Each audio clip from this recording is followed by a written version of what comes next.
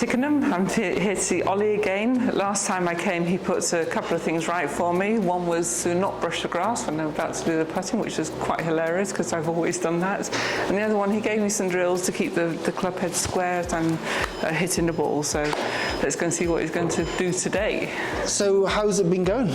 Yeah, really good. I mean, I had an absolute mare at the weekend. So Okay. what I'm finding with the putting is lost a little bit of confidence in it because I'm trying to think of so many different things now, which I just never gave any attention to previously. But also, when I do get it right, it feels so good. Okay. And that's the takeaway. I think that I'm not expecting to build Rome in a day. You know, I'm expecting it's going to take a gradual progression to get better. But also using the Spider Putt app has been fantastic. I've really enjoyed it, and I've shown some of the ladies how to use it as well. The nice thing about the app, as I said to you previously, it makes me think differently.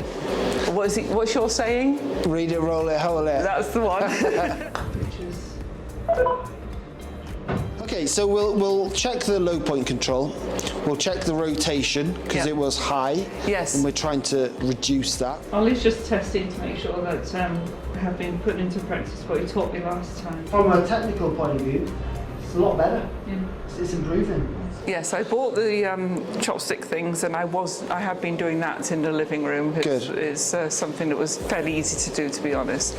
And I do have a putting training mat like this one, so I've been on that as well. What I think is important in this stage of like learning a new skill and like training it is we when we're training it at home, our full focus is on it. Yes. We're focusing on missing the stick, getting that club to go back straight rather than fanny open. Yeah. And then when it's having the ability to, when we go and play golf, to trust that you've done the hard work at home, forget about that, and then get back to focusing on the skills, which is what does a good putt look like? It looks like this. Yeah. What does a good putt feel like? Feel like and sound like, I think. And sound like. Yes, yeah. Brilliant. Yeah. And then having the ability to hit the ball carefree. You have to have bite-sized chunks.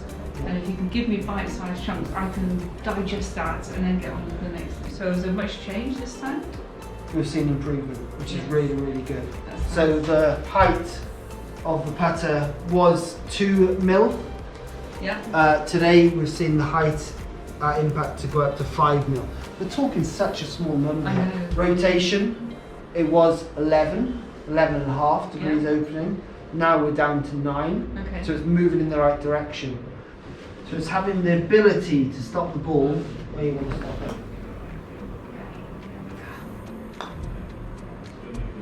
it. Your bad move is when you twist the shaft open in the backswing, like so. Exaggerated. It feels like I'm doing this because I'm so used to doing this. Let's stop that twist, that rotation. Stopping the chopsticks. This is a nice one to do little and often at home. Sock them over, get your arm in the right place, get your posture right. Yeah. Heels and toes off the ground, Yeah. into your posture. Yeah.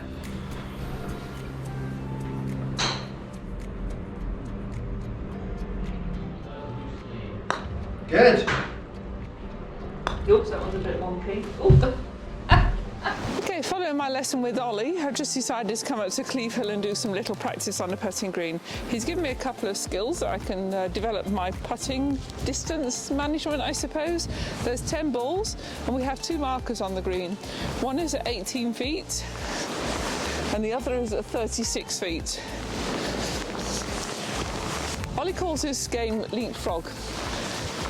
The objective is to get the first ball just past 18 feet, the second ball past that, the third ball past that, and so on, but you can't go past 36 feet.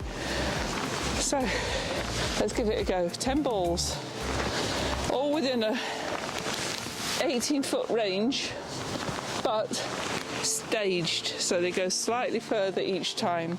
So this is my just past 18 feet one.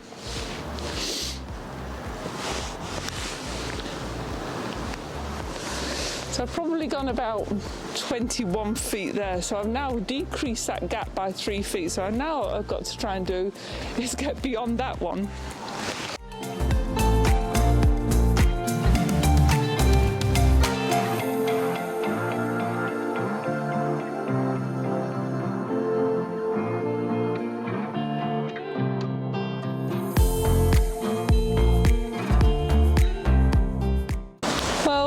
wasn't too bad. It's not quite in the line that I would have liked, but you can see that I didn't get 2 of them, but 8 out of 10 isn't bad. 8 out of 10 ain't bad. So this is my first one. It needs to go 3 foot past on the right. Tick. Second one, this one has to go in. Oh, tick. Third time. This one has to go 1 foot past on the left.